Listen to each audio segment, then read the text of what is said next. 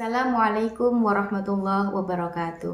Bismillah, alhamdulillah, wassalatu wassalamu ala rasulillah, la hawla wa la quwata illa billah, amma ba'd. Pemirsa yang dirahmati Allah, alhamdulillah hari ini kita bisa berjumpa kembali di pengajian rutin kitab As-Sittin Al-Adliyah. Hari ini kita lanjutkan lagi pembahasan kita dan kita masuk pada hadis yang ke-15. Ini masih di babun fi takrimil mar'ah wal ihtiram bi insaniyatiha. Jadi bab yang menjelaskan tentang pemuliaan dan penghormatan kemanusiaan perempuan. Bismillahirrahmanirrahim. An Abi Hurairah radhiyallahu an, dari Abu Hurairah radhiyallahu an, annam ra'atan. Jadi ada seorang perempuan sauda'a yang hitam kulitnya, karena taqumul masjidah, yang dia sering ke masjid ya. Famatat, dan perempuan itu meninggal. Fafaqadaha Nabi sallallahu alaihi wasallam. Lalu kemudian Nabi mencari-cari perempuan itu. Ini perempuan ini biasa dipanggil dengan panggilan Ummu Mahjan ya. Nah, Nabi mencari-cari perempuan itu karena biasanya Nabi itu melihat Ummu Mahjan itu di masjid. Fa'sa'ala anha ba'da ayyamin faqila lahu. Ya, maka Nabi ini bertanya ya, anha, atas perempuan tersebut, ba'da ayyamin ya, di mana perempuan itu tidak terlihat ya, tidak terlihat lagi selama beberapa hari.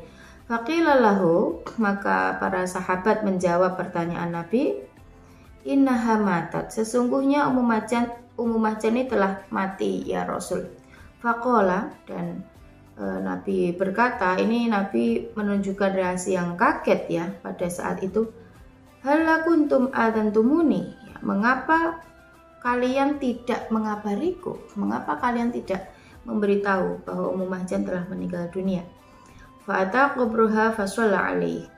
Lalu Rasul ini mendatangi kuburannya ya. Jadi Rasul kemudian bertanya di mana kuburannya dan meminta diantar. Dan kemudian ke sana, fasalla alaih, dan kemudian sholat ya, dan mendoakan di atas kuburan dari Ummu Mahjan. Taqumul masjidah ya, yang dimaksud dengan makna taqumul masjid itu aitaknusuhu ya, yang dimaksud adalah menyapu atau membersihkan atau ya merawat ya, sehingga masjid itu tetap terawat ya. Itu adalah yang dilakukan sehari-hari oleh Ummu Mahjan. Nah, ini hadis ini sangat luar biasa. Rasulullah memberikan teladan yang sangat tidak umum ya pada saat itu, bagaimana beliau menghormati seorang perempuan yang dalam hal ini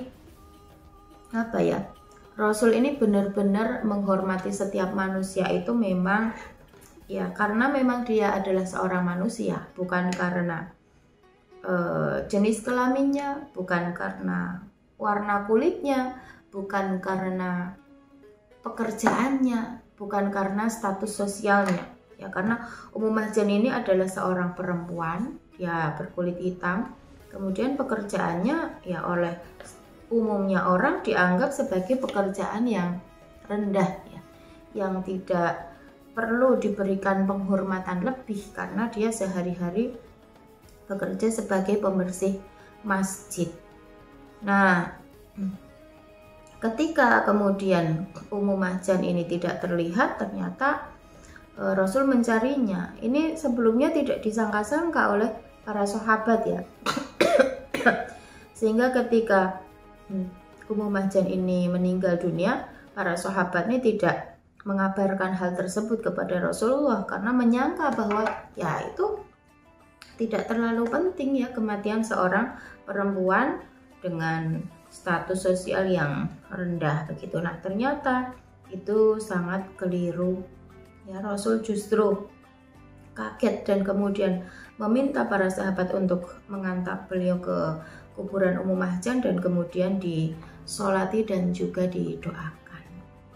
Nah, ini memberikan contoh ya bagaimana kita meniru Rasulullah untuk melihat seseorang itu dengan pandangan yang positif ya. Jangan merendahkan orang karena pekerjaannya atau karena status sosialnya atau karena jenis kelaminnya. Karena setiap orang itu sesungguhnya memiliki derajat dan kedudukan yang sama di mata Allah. Nah, kemudian di sini ya tadi dijelaskan tentang makna dari takumul masjid ya, taknusuhu, bahwa pekerjaan yang dilakukan oleh Ummu Mahjan itu adalah sebagai pembersih. Ini juga memberikan gambaran kepada kita bagaimana peran perempuan di masa Rasulullah yang identik hanya di dalam ruang lingkup domestik saja, itu ternyata tidak semuanya seperti itu gitu. Rasulullah tidak hanya mengizinkan seorang perempuan itu bekerja di luar, karena masjid ini kategorinya termasuk luar rumah ya, ruang publik. Masjid itu kan dulu menjadi sumber pusat aktivitas, pusat kegiatan yang selalu ramai dikunjungi oleh orang ya. Dan kemudian ada perempuan bekerja di situ. Nabi tidak hanya mengizinkan, tapi juga sangat mengapresiasi, sangat memberi penghargaan yang tinggi kepada perempuan tersebut. Nah, ini membuktikan bahwa sesungguhnya tidak ada yang salah ketika perempuan itu ingin bekerja di luar rumah ya. Tidak ada yang salah ketika perempuan itu ingin melakukan hal-hal yang baik. Membersihkan masjid itu adalah suatu perbuatan yang mulia ya. Karena dengan begitu orang yang beribadah di masjid bisa merasa nyaman dan enak gitu ya di dalam ibadah. Nah, di dalam makna yang lebih luas ya, kita bisa memahami juga bahwa ketika seseorang itu bekerja di luar ya, tentu untuk melakukan hal-hal yang baik ya, untuk mencari nafkah, untuk mencukupi kebutuhan keluarga, itu Islam tidak pernah mempermasalahkan hal tersebut ya. Jadi bagi para perempuan yang selama ini barangkali masih ragu atau tidak yakin ya dengan kualitas dirinya ya, jadi ada yang ragu-ragu nih, aduh katanya perempuan yang solihah itu yang ada di rumah saja gitu ya, yang tidak keluar-keluar. Nah, ini Ummu Mahjan ini menjadi contoh ya bagaimana Rasulullah ternyata sangat mengapresiasi orang yang jadi tidak selalu melihat bahwa karena dia bekerja di luar berarti dia melakukan hal yang negatif. Tidak selalu begitu ya. Ini Nabi bahkan sangat mengapresiasi Ummu Mahjan. Nah, di dalam kehidupan kita, dinamika yang terjadi di dalam perjalanan kehidupan seseorang itu kan selalu berbeda-beda ya. Dalam hal pekerjaan, tidak semua orang atau rumah tangga di Indonesia itu bisa membaginya atau bisa memberikan peran bagi laki-laki dan perempuan itu sebagaimana budaya kita di dalam memberikan pemilahan ya, memilah-milah pekerjaan berdasarkan jenis kelamin. Misalnya laki-laki hanya bekerja di luar, laki-laki sebaiknya bekerja di luar rumah, kalau perempuan sebaiknya bekerja di dalam rumah saja. Tetapi kan kita tidak bisa menyamaratakan semua itu ya. Banyak juga perempuan yang menjadi kepala keluarga, misalnya dia ditinggal mati oleh suaminya, atau kemudian suaminya kehilangan pekerjaan sehingga dia harus bekerja juga, atau sebab yang lain ya. Jadi sesungguhnya Islam tidak membatasi peran manusia berdasarkan jenis kelaminnya ya, mana yang harus bekerja di luar atau mana yang harus di rumah saja. Ya, sepanjang itu dilakukan di dalam kerangka kebaikan, tidak mengarah kepada kemaksiatan, maka itu adalah sesuatu yang boleh-boleh saja. Bahkan kalau dalam rangka mencari nafkah, itu bahkan mendapatkan pahala yang luar biasa. Nah, hadis ini memberikan banyak sekali pelajaran ya bagi kita.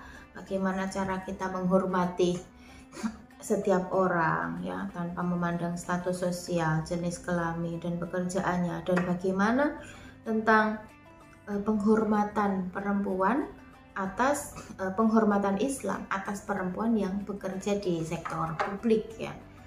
Jadi jangan khawatir bagi barangkali Anda yang merasa masih kurang ya, masih kurang dan menilai diri sendiri dengan negatif ya, kok saya keluar rumah terus ya, karena memang pekerjaannya di luar dan itu tidak masalah ya menurut hadis ini. Nah, jadi itu apa yang bisa kita pelajari pada hari ini. Semoga kita bisa mengambil hikmahnya dan juga kita bisa mengamalkannya di dalam kehidupan sehari-hari. Dan kita memohon kepada Allah agar kita senantiasa dibimbing, dituntun, dan dimampukan untuk menjadi manusia yang tidak hanya sholih dan sholihah, tetapi juga muslih dan muslihah. Kurang lebihnya mohon maaf. Wallahul muwaffiq ila aqwamit thoriq. Wassalamualaikum warahmatullahi wabarakatuh.